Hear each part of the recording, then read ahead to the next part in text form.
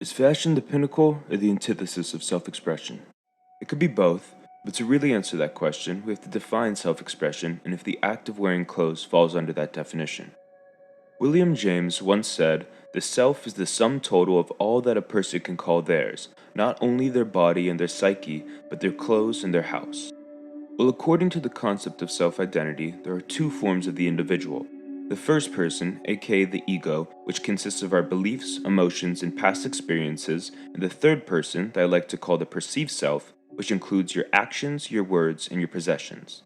In James's quote, he doesn't distinguish between the two, but I find fashion to often fall under the third person concept of self. When you step outside your home and enter the public sphere, onlookers translate your clothing to discern who you are. Whether consciously or unconsciously, they make certain assumptions about your identity. Recognizing this, people have learned to personalize their outfits according to the gaze they want to appeal to. Historically speaking, aesthetic fashion has been used solely to distinguish individuals of different class, culture, or profession because clothing sends a universal non-verbal message that nothing else can. For example, in ancient China, a yellow robe was only worn by the emperor, and in 18th and 19th century Europe, the upper-class men wore adorned layers of delicate fabrics, and upper-class women wore corsets and bone skirts to signify that they weren't physical laborers. Also, patriarchal imposed gender roles influenced this, but that's for another video.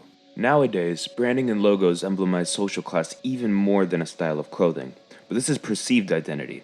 I could save up my paychecks for my 9-to-5 job and purchase a Gucci bag to look upper class, but it won't make me rich. It'll make me broke. In C.J. Boy's 1978 satirical paper, properly titled Humans Would Do Better Without Groups, he warned of the dangers of collectivist thinking and de-individuation. But this is something innate to human needs, a sense of belonging. A garment, or style of dress, can be a ticket to an affiliation with a group. It doesn't need to be a Gucci bag. An Archive Number 9 shirt grants you recognition as someone interested in archive fashion, or an underground band tee grants you recognition as someone with a particular music taste, i.e. a member of the punk scene or a drainer. In my opinion, wearing a niche brand or band tee solely as identification that you're part of a group serves the perceived self and is a form of pseudo-self-expression delineated by choice. Choice reflects the inner voice of the self where an object provides it with a body. In a 1999 Stanford paper entitled Deviance or Uniqueness, Harmony or Conformity, Hee-Jung Kim and Hazel Marcus demonstrated the importance of unique choice-making in Western culture as a reflection of an individual's identity. They harp on this idea of pseudo-self-expression, writing, "For Americans, in many social situations, conformity to group norms is associated with relinquishing one's autonomy, not being in control and being pushed around. People often hear the message that they should not conform but should go their own way, chart their own course, and march to the beat of a different drummer. Consequently, people follow the norm not to follow the norm. But having unique choices, or at least the encouragement to make them, is essential to a healthy mind. As long as they correspond to our first-person conception of self and aren't done blindly for the third-person illusion of self." This is backed by Sigmund Freud, who wrote in 1923 that suppression of self-expression through the stripping of choice seemed to be connected to mental illness and psychopathology.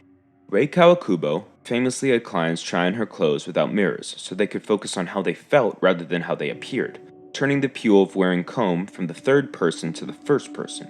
When making choices via the first person, we may recognize our third-person self but don't allow it control over our choices. I believe this is the truest form of self-expression. RuPaul, the GOAT of drag, once said, "When you become the image of your own imagination, it's the most powerful thing you could ever do." And he's right. This is where fashion truly becomes self-expression, when it creates congruence between our self-image and our ideal self. I find fashion to be the most impactful when it is consciously used to subvert the implicit roles placed on us by the public gaze. Some examples are gender expression, class fluidity, modesty versus flamboyance, and ethnic/cultural pride. High fashion will often capitalize on the individual's desire to rebel, subvert, and express. There have been many instances where luxury labels have done this in such a blatant way that it feels disingenuous and paradoxical in purpose. For example, in the 90s, Tom Ford was selling out of his $3,000 distressed and embroidered denim inspired by the 70s hippie movement. And today, we have brands like ERD and Raf Simons that take graphics from punk countercultures and use them to sell their expensive garments. You can't buy authenticity. This also doesn't mean you can't be authentic while wearing high fashion. So is fashion the pinnacle of self-expression? Well, it really boils down to the individual and their intentions. What I challenge you to do, before every purchase, before you put on an outfit, take a second to question why you like this garment. Why you like this brand? Does this serve your first person concept of self and make you feel good as an individual, or does this make you feel good in the eyes of others? Because at the end of the day, at the end of your life, your happiness is all that really mattered.